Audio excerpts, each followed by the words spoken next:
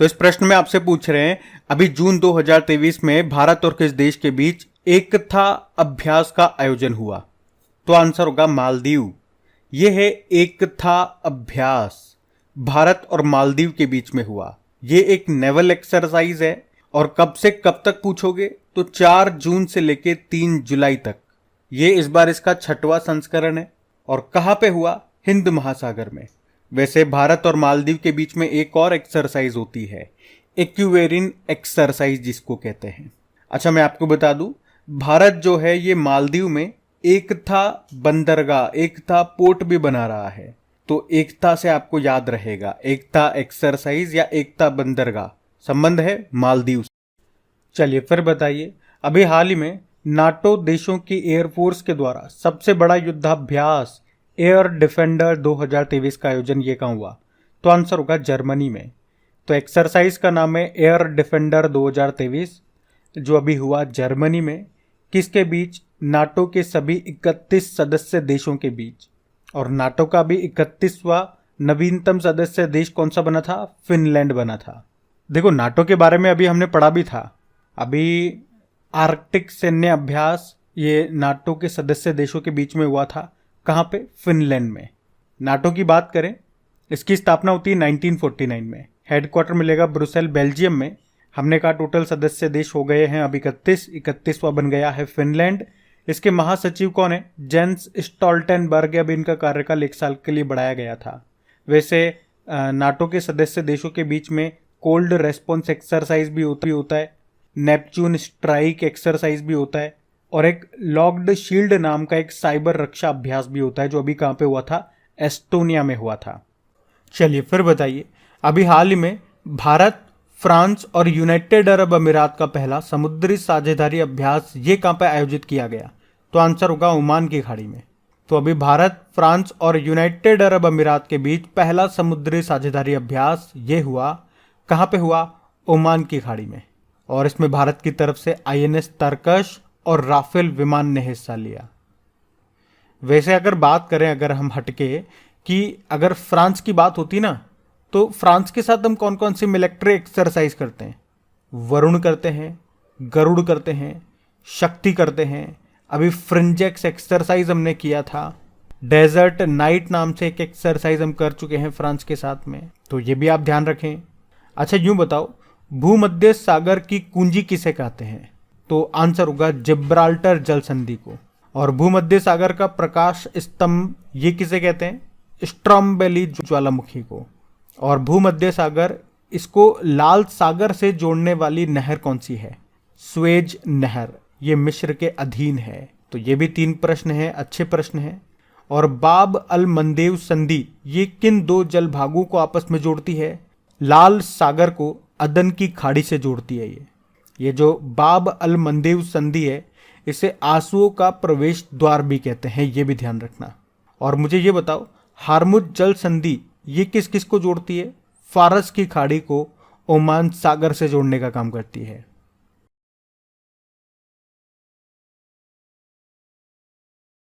तो इस प्रश्न में आपसे क्या पूछ रहे हैं कि अभी हाल ही में विश्व महासागर दिवस कब मनाया गया? तो आंसर होगा 8 जून को।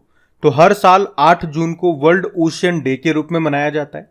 और इस दिन को मनाने का उद्देश्य क्या है? महासागर को बचाना, इससे मिलने वाले संसाधनों की क्षति को रोकना, साथ ही साथ बायोडायवर्सिटी को बनाए रखना और इसके संरक्षण के लिए दुनिया भर के लोगों को जागरूक करना। और अगर बात करें इस बार की थीम क्या है? Planet ocean tides are changing. पहली बार इस दिन को हमने 2009 में मनाया था। अच्छा, ये तो हो गया विश्व महासागर दिवस। एक होता है विश्व समुद्री दिवस, वर्ल्ड मैरीटाइम डे। वो हम सितंबर के लास्ट थर्सडे को मनाते हैं, मतलब फिक्स नहीं है। और उसी तरह से एक नेशनल मैरीटाइम डे भी होता है, राष्ट्रीय समुद्री दिवस। वो 5 अप्रैल को मनाया जाता है। वैसे आपको याद है, इस साल 6वां हिंद महासागर सम्मेलन 2023 कहां पे हुआ था? बांग्लादेश की कैपिटल ढाका में। चलिए फिर बताइए, अभी हाल ही में विश्व खाद्य सुरक्षा दिवस 2023 कब मनाया गया? तो आंसर होगा 7 जून को। तो खाद्य मानकों को बनाए रखने के महत्व को उजागर करने के लिए दुनिया भर में हर साल 7 जून को विश्व खाद्य सुरक्षा दिवस, वर्ल्ड फूड सेफ्टी डे के रूप में मनाया जाता है। और इस बार की थीम क्या है? फूड स्टैंडर्ड्स सेव लाइव्स, खाद्य मानक जीवन बचाते हैं। अच्छा, फूड एग्रीकल्चर ऑर्गेनाइजेशन की स्थापना कब होती है? 16 अक्टूबर 1945 को। इसीलिए 16 अक्टूबर को हम वर्ल्ड फूड डे के रूप में मनाते हैं। एक तो ये पॉइंट भी ध्यान रखना। और इसका मुख्यालय आपको मिलेगा रोम, इटली में। फिर बताइए, अभी हाल ही में विश्व ब्रेन ट्यूमर दिवस कब मनाया गया? तो आंसर होगा 8 जून को। तो ब्रेन ट्यूमर के बारे में जागरूकता पैदा करने के उद्देश्य से हर साल 8 जून को वर्ल्ड ब्रेन ट्यूमर डे के रूप में मनाते हैं। ब्रेन ट्यूमर, तो ट्यूमर आप समझते हो, मतलब असामान्य कोशिकाओं की वृद्धि का होना ट्यूमर कहलाता है। और ये हो रहा है ब्रेन में, तो ये हो गया ब्रेन ट्यूमर। अच्छा, ब्रेन से एक अकेला डे भी होता है, वर्ल्ड ब्रेन डे, वो 22 जुलाई को होता है। अच्छा, मुझे बताओ वर्ल्ड कैंसर डे कब होता है? 4 फरवरी को होता है।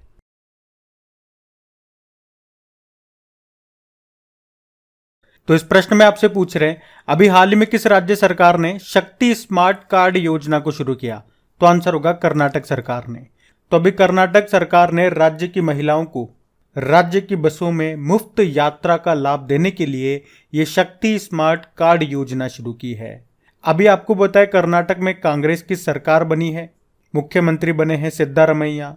तो कांग्रेस पार्टी ने अपने चुनावी घोषणा पत्र में 5 चुनावी वादे किए थे कि अगर वो जीत गए तो ये 5 चुनावी वादे वो पक्का पूरा करेंगे। उनमें से एक वादा तो यही था, महिलाओं के लिए राज्य में फ्री में बस सेवा आयोजित की जाएगी। बाकी 4 वादे कौन कौन से हैं जो उनको पूरे करने हैं? कि सभी सरकारी नौकरियों में महिलाओं के लिए 30% आरक्षण किया जाएगा, कक्षा 1 से लेकर 12वीं तक सभी बच्चों के लिए मुफ्त शिक्षा दी जाएगी, सभी के लिए मुफ्त स्वास्थ्य सेवा दी जाएगी, और 60 साल से अधिक आयु की सभी महिलाओं को 2500 रुपये यानी कि 2500 रुपये हर महीने पेंशन दी जाएगी। अब चलिए फिर बताइए, अभी हाल ही में प्रधानमंत्री नरेंद्र मोदी ने विश्व पर्यावरण दिवस पर कौन सी योजना शुरू की? तो आंसर होगा मिष्टी योजना और अमृत धरोहर योजना। अभी वर्ल्ड एनवायरनमेंट डे हमने मनाया था 5 जून को, जिसकी थीम थी सॉल्यूशन ऑफ प्लास्टिक पॉल्यूशन। और इस बार इसका होस्ट कंट्री कौन था? कोटे डी आइवर। और अभी इसी मौके पर प्रधानमंत्री नरेंद्र मोदी ने 2 नई योजना को शुरू किया, अमृत धरोहर योजना और मिष्टी योजना। वैसे ये आपने पहले भी सुन रखा होगा क्योंकि इस बार के बजट में इनकी घोषणा की गई थी, लेकिन अभी इनको शुरू कर दिया गया। अमृत धरोहर योजना का संबंध किससे है? तो रामसर स्थलों के संरक्षण के लिए इसको चलाया गया। वैसे भारत में टोटल कितने रामसर साइट्स हैं या वेटलैंड साइट्स हैं? 75 हैं। सबसे ज्यादा किस राज्य में है, ये भी तो प्रश्न बनेगा। तो तमिलनाडु में है अभी वर्तमान में बात करें तो। और इस योजना को 3 सालों के लिए चलाया गया है। आपको चलिए फिर बताइए, अभी हाल ही में किस राज्य सरकार ने नंद बाबा दुग्ध मिशन योजना को शुरू किया? तो आंसर होगा उत्तर प्रदेश। तो अभी उत्तर प्रदेश को दुग्ध विकास और दुग्ध उत्पादन के क्षेत्र में अग्रणी राज्य बनाने के लिए अभी उत्तर प्रदेश सरकार ने 1000 करोड़ रुपए की लागत से ये नंद बाबा दुग्ध मिशन योजना को शुरू किया है। क्या होगा इस मिशन में या क्या है ये मिशन? तो इसमें जो दुग्ध उत्पादक हैं उन्हें अपने गांव में ही उचित मूल्य पर अपना दूध बेचने की सुविधा मिलेगी। और इसके लिए डेयरी किसान उत्पादक संगठन बनाए जाएंगे, यानी कि डेयरी एफपीओ, जहां पे किसान अपना दूध बेच सकेंगे। वैसे दुनिया में दुग्ध उत्पादन में अगर बात करें तो भारत नंबर 1 है 24% उत्पादन के साथ।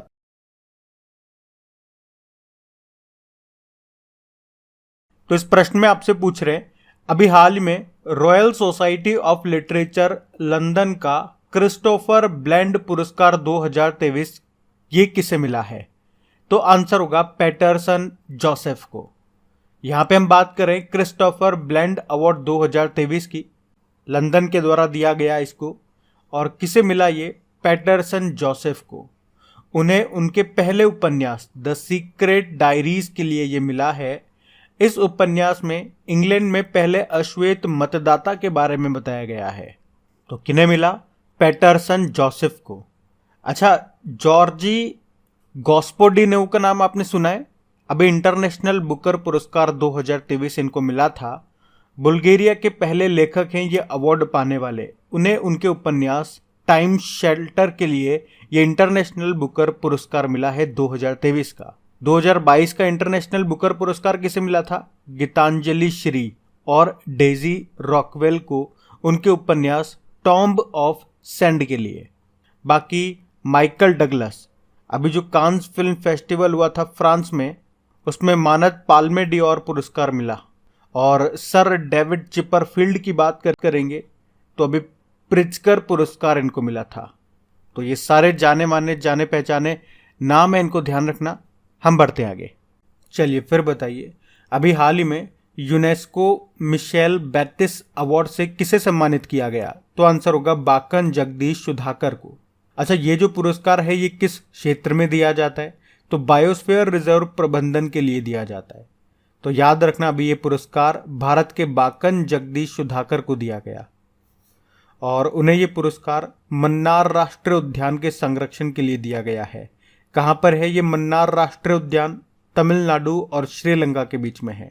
अच्छा, मन्नार की खाड़ी से आपको याद आएगा कि समुद्री गाय जिसे हम डुगोंग कहते हैं, उसके लिए संरक्षण केंद्र ये कहां पे बनाया गया?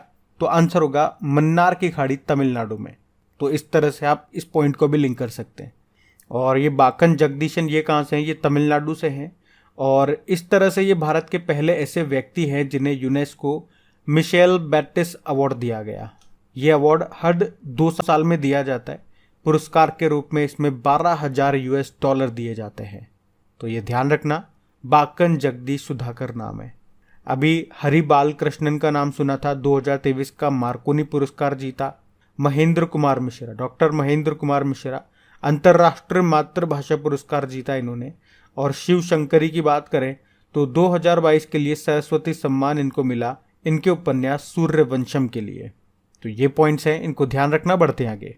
चलिए फिर बताइए, हाल ही में डच विज्ञान का सर्वोच्च सम्मान जिसे कहते हैं स्पिनोजा पुरस्कार, इससे किसे सम्मानित किया गया? तो आंसर होगा जोइता गुप्ता को। तो भारतीय मूल की वैज्ञानिक हैं जोइता गुप्ता, जिनको डच विज्ञान में सर्वोच्च सम्मान स्पिनोजा पुरस्कार से सम्मानित किया गया। और इस पुरस्कार को डच नोबेल पुरस्कार भी कहा जाता है।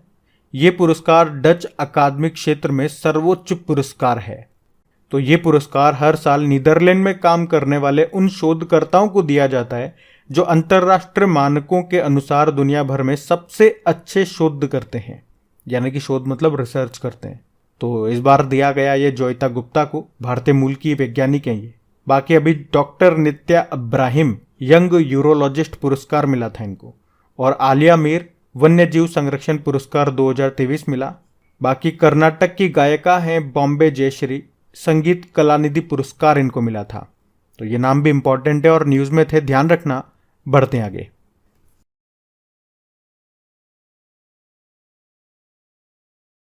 फिर बताइए, बड़े राज्यों में किस राज्य ने वर्ष 2022-23 के लिए राज्य खाद्य सुरक्षा सूचकांक में शीर्ष पे रहा, टॉप पे रहा? कौन सा राज्य रहा?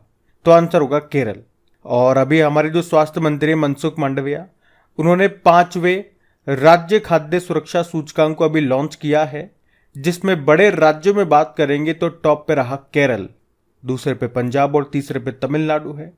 वहीं छोटे राज्यों में पहले स्थान पर गोवा है, दूसरे पे मणिपुर और तीसरे पे सिक्किम है। वहीं यूनियन टेरिटरी केंद्र शासित प्रदेशों की बात करेंगे तो पहले पे जम्मू कश्मीर है, दूसरे पे दिल्ली और तीसरे पे चंडीगढ़ रहा। तो बड़े राज्यों में पहले पे केरल है, छोटे राज्यों में पहले पे गोवा है और यूनियन टेरिटरीज में टॉप किया है जम्मू कश्मीर ने। आप चलिए फिर बताइए, अभी ब्रांड फाइनेंस ग्लोबल के रिपोर्ट के अनुसार देश का सबसे वैल्यूएबल ब्रांड कौन सा बन गया? तो अभी ब्रांड फाइनेंस ग्लोबल के रिपोर्ट में दुनिया के 500 मोस्ट वैल्यूएबल ब्रांड्स को रैंकिंग दी गई है और इसमें बताया गया कि देश की सबसे वैल्यूएबल ब्रांड ये कौन सा बन गया है? टाटा ग्रुप बन गया है। टाटा ग्रुप 26.4 अरब डॉलर के ब्रांड वैल्यू के साथ देश के कारोबारी समूह में सबसे ऊपर है। और टाटा ग्रुप पहला इंडियन ब्रांड बन गया है जिसने $25 बिलियन को पछाड़कर अपनी ब्रांड वैल्यू बनाई है। और ग्लोबल लेवल पे बात करोगे तो टाटा ग्रुप ये 49 नंबर पर है। और वहीं रेमंड ये 2023 के लिए भारत में सबसे मूल्यवान कपड़ों का ब्रांड बन गया है। और अगर अभी आपको याद हो तो global brand consultancy inter brand ने भारतीय ब्रांडों की सूची जारी की थी जिसमें टॉप पे था TCS। और बताओ, अभी मोस्ट इनोवेटिव कंपनीज की लिस्ट में शामिल एकमात्र भारतीय कंपनी बनी टाटा। मतलब उस लिस्ट में पहले स्थान पे एप्पल, दूसरे पे टेस्ला, तीसरे पे अमेजॉन और टाटा 20वें स्थान पे था। उस लिस्ट को जारी किया था बॉस्टन कंसल्टिंग ग्रुप ने।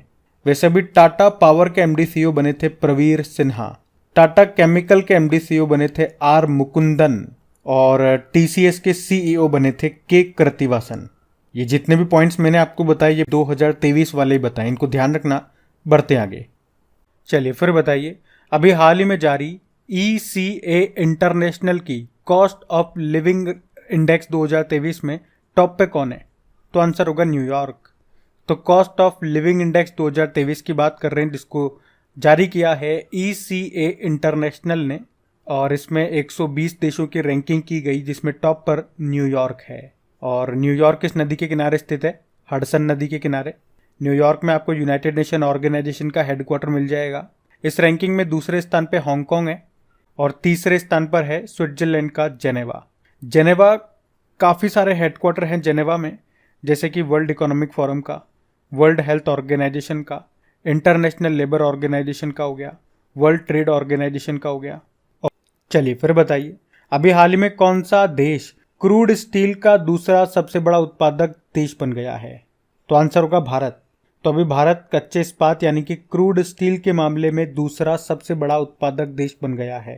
तो पहले स्थान पे चाइना है, भारत दूसरे स्थान पे आ गया जापान को पछाड़ करके, जो जापान तीसरे स्थान पे चला गया। अच्छा, एक स्टील कंपनी है राष्ट्र इस्पात निगम लिमिटेड, अभी ग्रीनटेक सेफ्टी अवार्ड 2023 जीता था इसने। और अगर पूछे कि देश की पहली स्टील सड़क का निर्माण कहाँ पे किया गया, तो आंसर होगा गुजरात में। और स्टील मंत्री कौन है हमारे? ज्योतिरादित्य सिंधिया। वैसे एविएशन मंत्री, उड्डयन मंत्री हैं, लेकिन इनके पास अतिरिक्त प्रभार एडिशनल चार्ज भी है स्टील मंत्रालय का। चलिए फिर बताइए, अभी हाल ही में जारी CSE रिपोर्ट के अनुसार कौन सा राज्य पर्यावरण प्रदर्शन में पहले स्थान पर है? तो आंसर होगा तेलंगाना। CSE मतलब centre for science and environment, और इसने अभी वर्ल्ड एनवायरनमेंट डे के मौके पर, जो हमने 5 जून को मनाया, तो उस मौके पर state of India's environment 2023 in figures नाम से एक रिपोर्ट को जारी किया। और इस रिपोर्ट में बताया गया कि तेलंगाना समग्र यानी कि ओवरऑल पर्यावरण प्रदर्शन के मामले में टॉप पर है। चलिए फिर बताइए, अभी हाल ही में जारी मर्सर के कॉस्ट ऑफ लिविंग सर्वे 2023 के अनुसार प्रवासियों के लिए सबसे महंगा भारतीय शहर कौन सा है? तो आंसर होगा मुंबई। तो मर्सर के कॉस्ट ऑफ लिविंग इंडेक्स के अनुसार रहने के लिए सबसे महंगा शहर में बात करेंगे तो भारत में मुंबई सबसे महंगा शहर है। उसके बाद दिल्ली का नंबर आता है और उसके बाद चेन्नई का नंबर आता है। वहीं अगर पूरे विश्व में हम बात करते हैं तो सबसे महंगा बताया गया हांगकांग को, फिर सिंगापुर है और फिर ज्यूरिख स्विट्जरलैंड है। वहीं अगर मुंबई की बात करेंगे, भारतीय सबसे महंगा शहर तो है, लेकिन पूरे विश्व में ये कौन से स्थान पे है? तो पूरे विश्व में ये 147 नंबर पे आता है, दिल्ली 169 नंबर पे आता है और चेन्नई 184 नंबर पे आता है। अब देखो, ये जो कॉस्ट ऑफ लिविंग इंडेक्स है ये अलग अलग ऑर्गेनाइजेशन के द्वारा जारी किया जाता है। जैसे अभी हमने पहले पढ़ा था ECA इंटरनेशनल के द्वारा जो जारी किया गया था कॉस्ट ऑफ लिविंग इंडेक्स, उसमें टॉप पे बताया था न्यूयॉर्क को, फिर हांगकांग था और फिर जेनेवा स्विट्जरलैंड था। और यहाँ पे हम अभी पढ़ रहे हैं मर्सर का कॉस्ट ऑफ लिविंग इंडेक्स आया, और इसमें विश्व में टॉप पर हांगकांग है, फिर सिंगापुर है और फिर है ज्यूरिख स्विट्जरलैंड। चलिए फिर बताइए कि RBI की वार्षिक रिपोर्ट 2022-23 के अनुसार पिछले वित्त वर्ष में कितना FDI फॉरेन डायरेक्ट इन्वेस्टमेंट निवेश प्राप्त हुआ है भारत को? तो आंसर होगा $46 बिलियन। तो अभी RBI ने एक रिपोर्ट जारी की है जिसमें बताया कि पिछले वित्त वर्ष 2022-23 में भारत में FDI कितना रहा? ओनली $46 बिलियन, जो कि पिछले वित्त वर्ष यानी कि 2021-22 की तुलना में कम हुआ है। कितना कम हुआ है? तो $12 बिलियन कम हुआ है, क्योंकि उस वक्त $58 बिलियन आया था और अभी मात्र $46 बिलियन आया है। वैसे भारत में सबसे ज़्यादा फॉरेन डायरेक्ट इन्वेस्टमेंट ये किस देश से आता है? तो सिंगापुर से, उसके बाद मॉरिशस और उसके बाद अमेरिका से।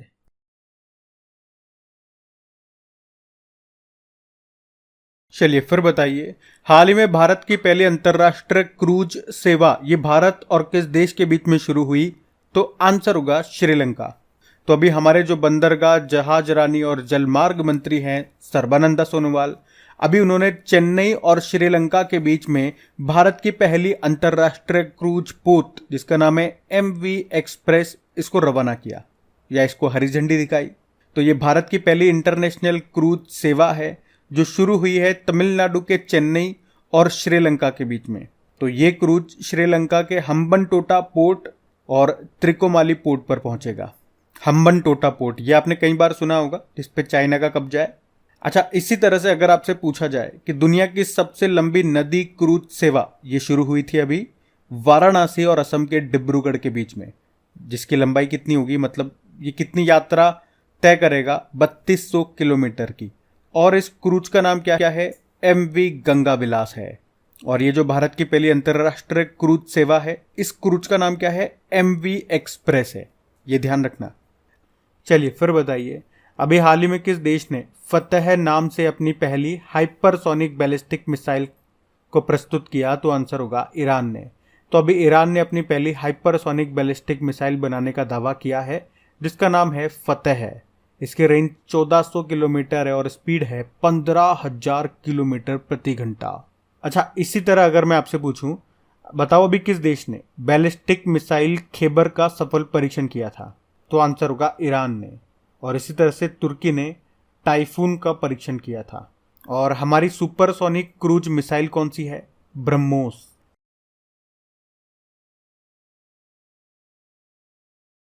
चलिए फिर बताइए, अभी हाल ही में नालंदा नाम की बुक को किसने लिखा? आंसर होगा अभय के।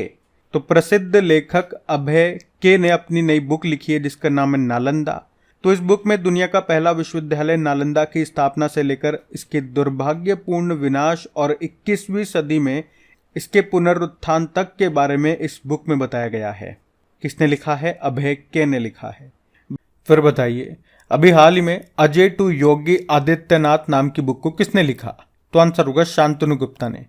तो योगी आदित्यनाथ जो उत्तर प्रदेश के मुख्यमंत्री हैं, उनका शुरुआती या यूं कहूं कि एक्चुअल में नाम था अजय बिष्ट। तो उसी के आधार पर इस बुक का नाम दिया गया अजय टू योगी आदित्यनाथ। इसमें उनके जीवन के बारे में बताया गया है कि किस तरह से एक सामान्य परिवार से निकल करके वे उत्तर प्रदेश के मुख्यमंत्री बनते हैं। किसने लिखा? शांतनु गुप्ता ने। इससे पहले शांतनु गुप्ता ने इनके ऊपर कुछ और भी बुक्स लिखी हैं, जैसे कि the monk who transformed UP और the monk who became CM। तो ध्यान रखना ये। बाकी Vani Tripathi why can't elephant be red नाम से बुक लिखी। अरविंद मंडलोई की बात करें तो जादूनामा नाम से बुक लिखी है। और Meghnath Desai the poverty of political economy नाम से बुक लिखी इन्होंने। तो ये ध्यान रखना, बढ़ते हैं आगे।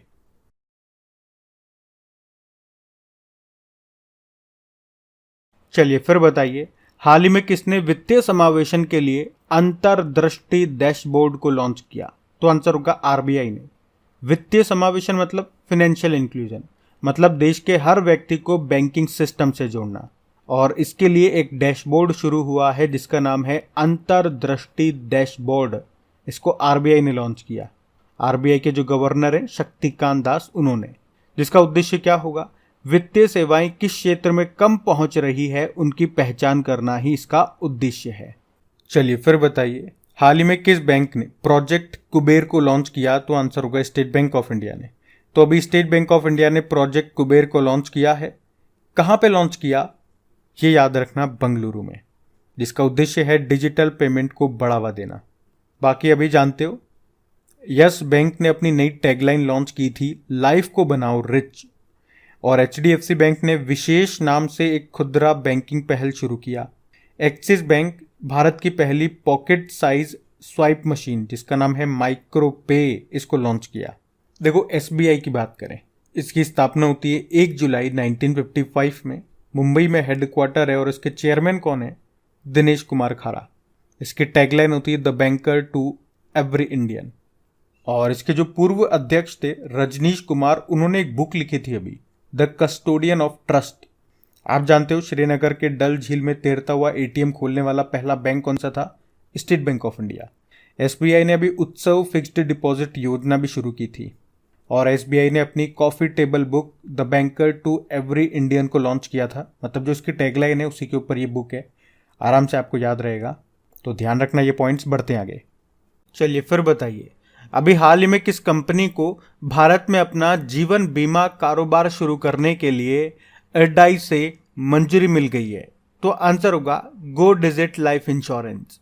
IRDAI मतलब insurance regulatory and development authority, जिसने अभी गो डिजिट लाइफ इंश्योरेंस लिमिटेड को जीवन बीमा व्यवसाय लाइसेंस दे दिया है।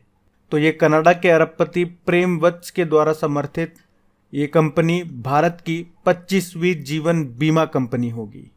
और इस कंपनी ने ICICI प्रूडेंशियल लाइफ इंश्योरेंस के जो पूर्व CEO हैं संजय दत्ता, उनको अपना CEO बनाया है।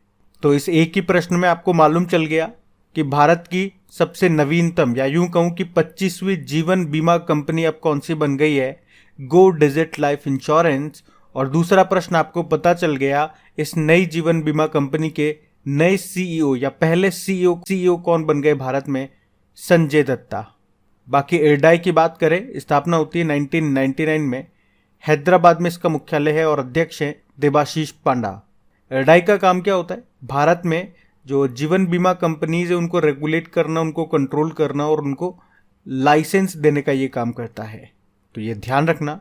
बढ़ते आगे।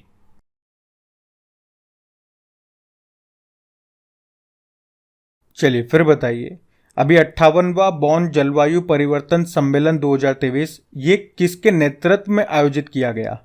तो आंसर होगा UNFCCC। और ये टर्म आप पहली बार नहीं देख रहे हो, मैंने इसके बारे में पहले भी आपको डिटेल में बताया है, एक बार फिर से बताता हूं। तो ये बात है 1992 की, जब रियो ब्राजील में पहला पृथ्वी सम्मेलन हुआ था। और इसी सम्मेलन में एक संस्था की स्थापना होती है, वो यही है UNFCCC। फुल फॉर्म होती है United Nation Framework Convention to Climate Change. मतलब ये जो संस्था है ये क्लाइमेट चेंज यानी कि जलवायु परिवर्तन पर कार्य करने वाली संस्था है। तो इसकी घोषणा तो हो गई थी 1992 में, पर एक्चुअल में इसका गठन हुआ, इसकी स्थापना हुई थी 1994 में। इसमें कितने सदस्य देश शामिल हैं? 194। और इसका मुख्यालय है बॉन, जर्मनी में। अब जैसे ही मैंने बोला इसका मुख्यालय बॉन, जर्मनी में है, तो शायद आप समझ गए होंगे कि प्रश्न में क्या पूछा है। देखो, 58वां बॉन जलवायु परिवर्तन सम्मेलन 2023 का आयोजन किसके नेतृत्व में किया गया? तो आंसर हो जाएगा इसका UNFCCC। और आगे सुनो, मैंने आपको बताया इसके जो सदस्य देश हैं जब वो मीटिंग करते हैं तो उसको कहते हैं कॉन्फ्रेंस ऑफ पार्टीज। तो इनकी जो पहली मीटिंग, पहली बैठक हुई थी, या मैं उसे बोल सकता हूँ कॉन्फ्रेंस ऑफ पार्टीज 1, वो हुई थी 1995 में। कहाँ पे? बर्लिन, जर्मनी में। और अभी लास्ट वाली आपको याद है 2022 में COP 27 हुआ था, यानी कि इनकी 27वीं बैठक हुई थी इजिप्ट यानी कि मिस्र के शर्म अल शेख में। और अब 2023 में जो COP 28 हो रहा है, यानी कि इनकी 28वीं मीटिंग हो रही है यूनाइटेड अरब अमीरात में। और अगर मैं पूछूं कि COP 3 इसका आयोजन कहाँ पे हुआ था, तो 1997 में हुआ था क्योटो, जापान में। इसी को कहते हैं Kyoto protocol. Green house gas के उत्सर्जन को कम करने के लिए था वो। और COP 21 का आयोजन भी याद रखना, वो पेरिस में हुआ था। और अभी आप जानते हो जो पहला जल सम्मेलन आयोजित हुआ था वो न्यूयॉर्क में हुआ था।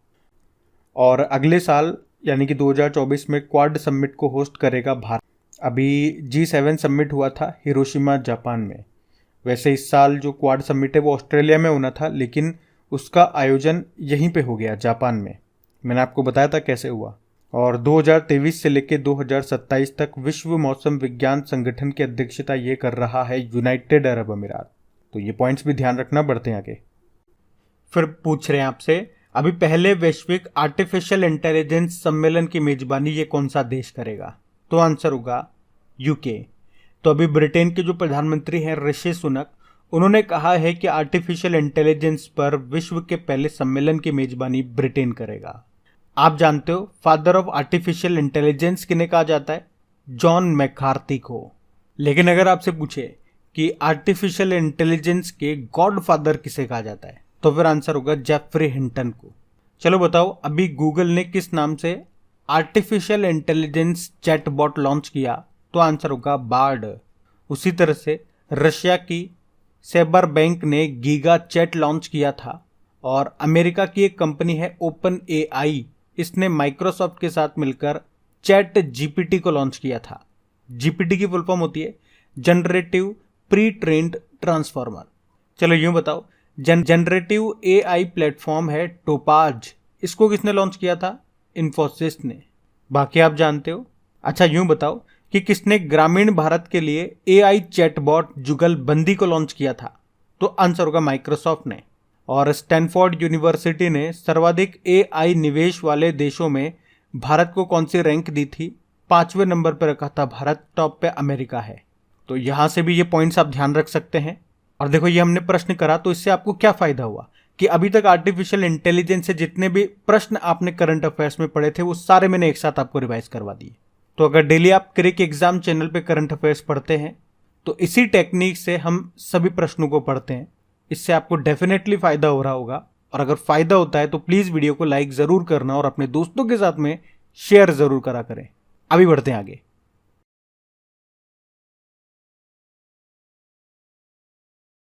चलिए फिर बताइए, हाल ही में दूरदर्शन पर भारत की पहली अंग्रेजी महिला समाचार प्रस्तुतकर्ता का निधन हो गया।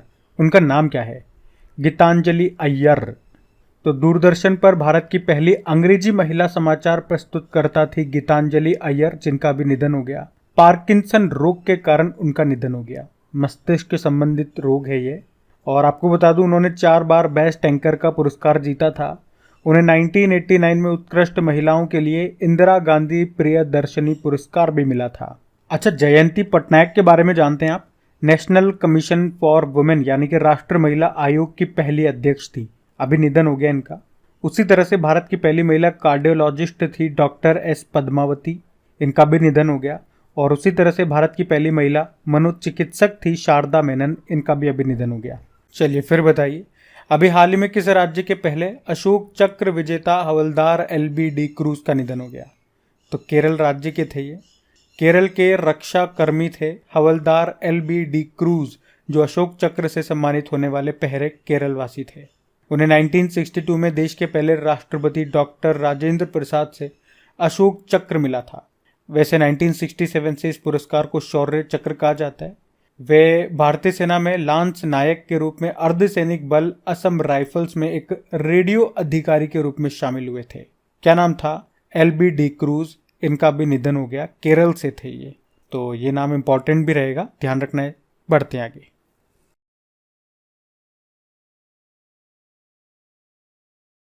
चलिए फिर बताइए, हाल ही में चर्चा में रहा वरुणास्त्र, इसका संबंध किससे है?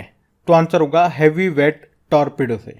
तो अभी भारतीय नौसेना और डीआरडीओ ने हैवी वेट टॉर्पीडो, जिसका नाम है वरुणास्त्र, इसका पहला युद्धक परीक्षण किया है। अब टॉर्पीडो ये क्या है? तो इतना सा समझो, जैसे हवा में मिसाइल होती है ना, उसी तरह पानी के अंदर जो मिसाइल होती है उसे हम टॉर्पीडो कहते हैं। इसे जहाज या पनडुब्बी से यानी कि सबमरीन से आप लॉन्च करते हो। और अभी यहाँ पे हमने इससे एक पनडुब्बी से दागा है और इसने 40 किलोमीटर की दूरी पर लक्ष्य को सफलतापूर्वक भेदा है। मतलब इसकी रेंज कितनी हो गई? 40 किलोमीटर। तो अब हम इसे सभी नौसैनिक जहाजों पर पुराने टॉर्पीडो की जगह इसे लगाएंगे। इसकी लंबाई की अगर आप बात करोगे तो ये कितना लंबा है टॉर्पीडो हमारा? 7.78 मीटर है। इसे कहाँ पे बनाया गया? विशाखापत्तनम में नौसेना विज्ञान और तकनीकी प्रयोगशाला में इसका निर्माण किया गया। तो वरुणास्त्र ये क्या है? हैवी वेट टॉर्पीडो है, ये आप ध्यान रखना। बढ़ते हैं आगे। फिर बताइए, अभी हाल ही में डीआरडीओ ने अग्नि प्राइम बैलिस्टिक मिसाइल का पहला प्री इंडक्शन नाइट परीक्षण कहाँ पे किया? तो आंसर होगा उड़ीसा में। तो अभी डीआरडीओ ने उड़ीसा के एपीजे अब्दुल कलाम द्वीप पर अग्नि प्राइम बैलिस्टिक मिसाइल का पहला प्री इंडक्शन नाइट परीक्षण किया है। और अग्नि सीरीज की इस नई पीढ़ी की जो ये मिसाइल है, इसकी रेंज 1 से 2000 किलोमीटर है। अग्नि मिसाइल ये surface to surface ballistic missile है। चलिए फिर बताइए, हाल ही में 6 पनडुब्बी बनाने के लिए किस देश ने मजगांव डॉक्स लिमिटेड के साथ समझौता किया? तो आंसर होगा जर्मनी। एक्चुअली में अभी जर्मनी के रक्षा मंत्री हैं बोरिस पिस्टोरियस। क्या नाम है? Boris Pistorius. अभी ये भारत की यात्रा पर थे। यहाँ पे उन्होंने हमारे रक्षा मंत्री राजनाथ सिंह के साथ भी मुलाकात की। और इसी यात्रा के दौरान भारत और जर्मनी के बीच में 6 पनडुब्बी बनाने को लेकर के डील हुई। जिनकी कीमत है लगभग 43,000 करोड़ रुपीस। इसमें जर्मनी इंडियन नेवी को ये सबमरीन्स बना करके देगा, या यूं कहूं कि जर्मनी की एक समुद्री हथियार बनाने वाली कंपनी है जिसका नाम है थिसैनक्रुप मरीन सिस्टम। वे भारत के मजगांव डॉक्स लिमिटेड के साथ मिलकर के इस प्रोजेक्ट को पूरा करेंगी और प्रोजेक्ट का नाम रखा गया है प्रोजेक्ट 75I। यहाँ पे आई का मतलब हो गया इंडिया।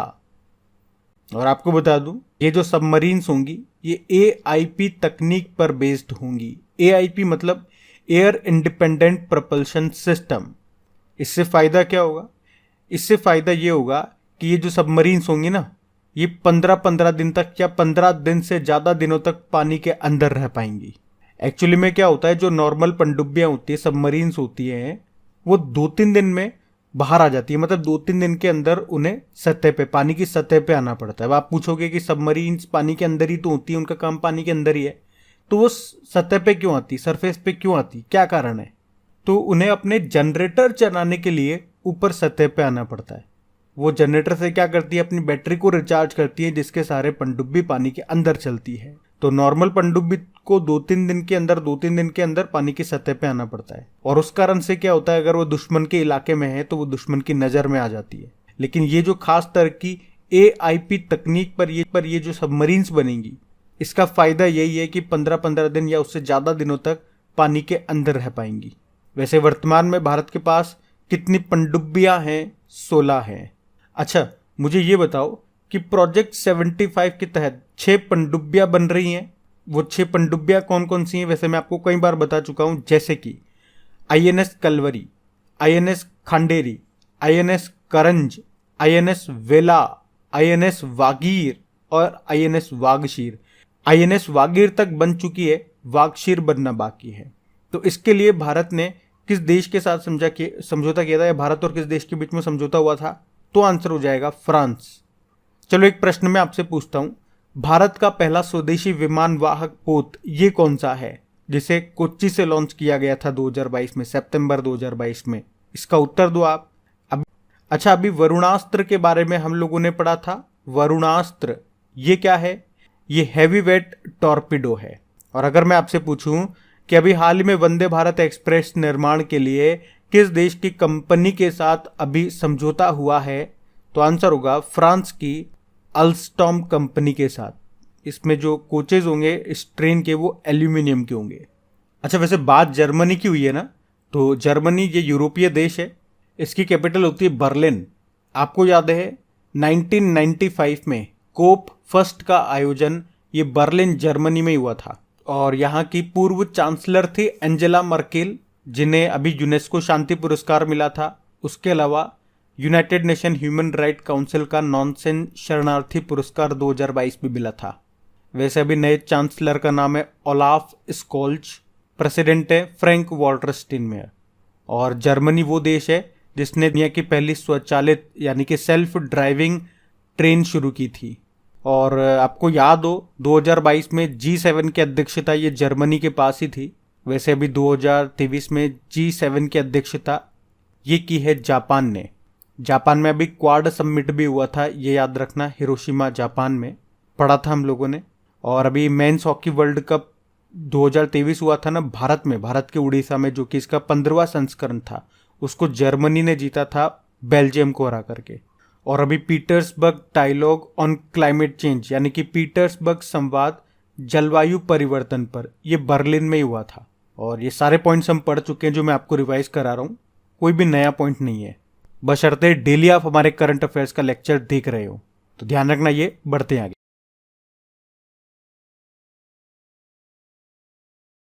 चलिए फिर बताइए, अभी हाल ही में किस देश को संयुक्त राष्ट्र सुरक्षा परिषद में नहीं चुना गया है? नहीं पूछ रहे हैं, तो आंसर होगा भारत को। एक्चुअली में अभी संयुक्त राष्ट्र महासभा ने 5 देशों को संयुक्त राष्ट्र सुरक्षा परिषद के गैर स्थायी सदस्य, नॉन परमानेंट मेंबर के रूप में चुना है। 2 सालों के लिए चुने जाते हैं। और वे कौन कौन से 5 देश हैं? Slovenia, Algeria, Sierra Leone, Guyana और कोरिया गणराज्य। कब से कब तक के लिए? 1 जनवरी 2024 से लेके 31 दिसंबर 2025 यानी कि 2024 और 2025 के लिए। देखो, यूनाइटेड नेशन सिक्योरिटी काउंसिल की बात करते हैं, यानी कि संयुक्त राष्ट्र सुरक्षा परिषद। वैसे इसकी स्थापना होती 1945 में। मुख्यालय आपको मिलेगा न्यूयॉर्क में। इसमें 15 सदस्य देश होते हैं, जिसमें से 5 तो परमानेंट मेंबर हैं। वो 5 परमानेंट कौन कौन से हैं? चाइना, फ्रांस, रशिया, यूके और यूएस। इनके पास होती है वीटो पावर। बाकी 10 नॉन परमानेंट मेंबर होते हैं, जो हर 2-2 सालों के लिए चुने जाते हैं। भारत भी कई बार इसका नॉन परमानेंट मेंबर रहा है। अभी आखिरी ये 2021 और 2022 के लिए था। वैसे हम परमानेंट मेंबर बन जाएं, लेकिन जो मुसीबत की जड़ है वो चाइना है। वो अपनी टांग अड़ा देता है हर बार। उसके पास वीटो पावर है ना, वीटो पावर का यही फायदा उठाता है, गलत इस्तेमाल करता है। वो कहते हैं ना, माँ मेरी शक्तियों का गलत इस्तेमाल हो रहा है माँ। मतलब वीटो पावर का मतलब क्या हो गया? कोई भी डिसीजन आया और कोई भी एक व्यक्ति ने या कोई भी एक मेंबर ने मना कर दिया तो वो मना ही होता है। तो ये आप ध्यान रखना। बढ़ते हैं आगे। फिर बताइए, अभी हाल ही में किस देश ने जून 2023 में दक्षिण पूर्व अरब सागर के ऊपर बने चक्रवात का नाम बिपौर-जॉय रखा? तो आंसर होगा बांग्लादेश। तो अभी दक्षिण पूर्व अरब सागर के ऊपर एक गहरा दबाव चक्रवाती तूफान में बदल गया और इस चक्रवाती तूफान का नाम रखा है बिपौर-जॉय, जिसका अर्थ होता है आपदा। और इसका नाम किस देश ने रखा है? बांग्लादेश। चलिए फिर बताइए, हाल ही में किस देश ने एक स्वायत्त उड़ान टैक्सी का उद्घाटन किया? तो आंसर होगा इजराइल ने। तो अभी इजराइल ने सार्वजनिक परिवहन के लिए स्वायत्त ड्रोन का परीक्षण शुरू कर दिया। तो ये ड्रोन यातायात भीड़ को कम करने के लिए इजराइल की राष्ट्रीय ड्रोन पहल का हिस्सा है। इसका उद्देश्य है ट्रैफिक जाम को बाईपास करना और भीड़ भाड़ को कम करना। तो इस पहल में 16 मिलियन US$ का निवेश किया गया है और इस पहल के पहले चरण का उद्देश्य है पेलोड क्षमता और सीमा को बढ़ाना, साथ ही साथ आसमान में हवाई मार्गों की प्रणाली का विकास करना। चलिए फिर बताइए, अभी 2023 एशियन अंडर 20 एथलेटिक्स चैंपियनशिप में भारत ने टोटल कितने मेडल जीते? तो आंसर होगा 19। तो 2023 एशियन अंडर 20 एथलेटिक्स चैंपियनशिप की बात कर रहे हैं तो पहला प्रश्न तो ये आएगा मन में कि ये हुआ कहाँ पे? साउथ कोरिया में ये हुआ। ये इस बार इसका 20वां संस्करण था। अभी 4 से लेकर 7 जून तक ये हुआ था और इसमें भारत ने टोटल 19 मेडल जीते हैं। और इसी के साथ भारत पदक तालिका में तीसरे स्थान पर रहा। पहले स्थान पे कौन रहा? फिर जापान। जापान ने 14 गोल्ड, 4 सिल्वर, 5 ब्रॉन्ज यानी कि 23 मेडल जीते हैं। दूसरे स्थान पे चाइना रहा और तीसरे पे रहा भारत। भारत ने 6 गोल्ड, 7 सिल्वर, 6 ब्रॉन्ज जीते और टोटल 19 मेडल जीते और तीसरे स्थान पे रहा। अब बस इतना सा ध्यान रख लो, ये 6 गोल्ड हैं किस किस खिलाड़ियों ने जीते। एक बार मैं आपको बता देता हूँ कि वे 6 खिलाड़ी कौन कौन हैं और उनका खेल कौन सा है। तो एक तो याद रखना, रेजोना मल्लिक हीना का नाम। इन्होंने 2 गोल्ड जीते हैं और 1 ब्रॉन्ज जीता है दौड़ में। अगला नाम है भारतप्रीत सिंह। इन्होंने गोल्ड जीता डिस्कस थ्रो में। सिद्धार्थ चौधरी ने शॉर्ट पुटर में गोल्ड जीता। सुनील कुमार ने मेंस डेकाथलॉन में गोल्ड जीता और लक्षिता विनोद ने महिलाओं की 1500 मीटर रेस में गोल्ड जीता है। तो इस तरह से हमारे पास 6 गोल्ड आए। तो ये ध्यान रखना आप कि ये चैंपियनशिप कहाँ पे हुई थी, भारत ने कितने मेडल जीते, भारत कौन से स्थान पे रहा, टॉप पे कौन रहा और ये इस बार कौन सा संस्करण था? 20वां संस्करण था। चलिए फिर बताइए, हाल ही में कॉनकॉर के नए MD CEO के रूप में किसे नियुक्त किया गया? तो आंसर होगा संजय स्वरूप को। तो अभी संजय स्वरूप को रेल मंत्रालय के तहत कॉनकॉर यानी कि कंटेनर कॉरपोरेशन ऑफ इंडिया के अगले MD CEO के रूप में नियुक्त किया गया है। कॉनकॉर ये एक राज्य के स्वामित्व वाला उद्यम है जो भारत में कंटेनर परिवहन और रसद सेवाएं प्रदान करता है। ये भारत की सबसे बड़ी कंटेनर परिवहन कंपनी है जिसका मुख्यालय नई दिल्ली में है और अभी इसके MD CEO बन गए संजय स्वरूप। बाकी अभी data security council of India के अध्यक्ष बने प्रमोद भसीन और मुख्य सतर्कता आयुक्त ये बने हैं प्रवीण कुमार श्रीवास्तव, जबकि प्रवीण सूद ये CBI डायरेक्टर बने हैं। तो दोनों के नाम प्रवीण है, कंफ्यूज मत होना, इसके लिए मैंने साथ साथ लिख दिया इनको ताकि आप कंफ्यूज ना हो। हम बढ़ते हैं आगे। चलिए फिर बताइए कि मिस वर्ल्ड 2023 का आयोजन ये किस देश में हो रहा है? तो आंसर होगा भारत में। तो 27 साल के बाद मिस वर्ल्ड 2023 का आयोजन ये भारत में हो रहा है। आखिरी बार 1996 में ये आयोजन भारत में हुआ था और इस साल ये इसका 71वां संस्करण है और ये नवंबर में होना है। पिछले साल 2022 में इसका आयोजन एक कैरेबियाई देश है प्यूर्टो रिको, वहां पे किया गया था।